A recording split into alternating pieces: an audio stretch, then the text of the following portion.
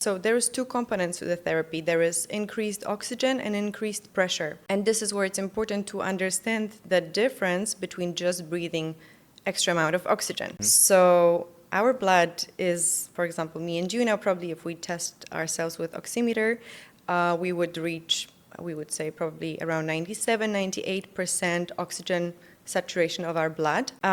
Breathing oxygen, additional oxygen, we would perhaps reach 100%, but this is our limit on the surface as we are now. With hyperbarics, the pressure helps to dissolve that additional oxygen into our plasma that becomes a powerful carrier of it to our cells later on. So the sessions range, time frame of the session ranges, but it's usually between 1 hour to 90 minutes. And all you do is just breathe the oxygen, yes. It sounds like a simple thing.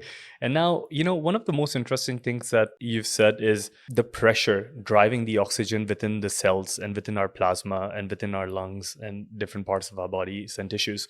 Because there are a lot of people out there which will just get an oxygen generator and they will just put some oxygen. I'm sure there are some benefits to it, but this whole effect of increasing the pressure, which I'm sure increases the oxygen by 2 to 3 times, correct? There is, of course, that depends on what amount of oxygen we're breathing. There is variations to this therapy. So just to break it down at the start, so we all are on the same page discussing it.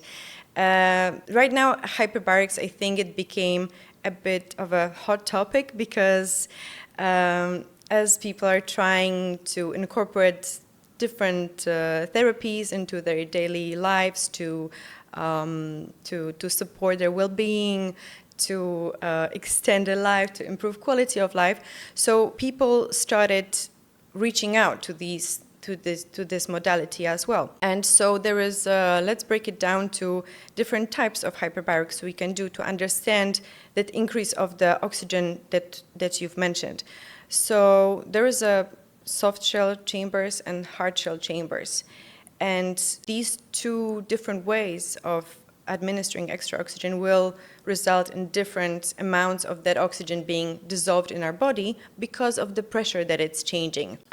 So depending on what is the intake of the oxygen,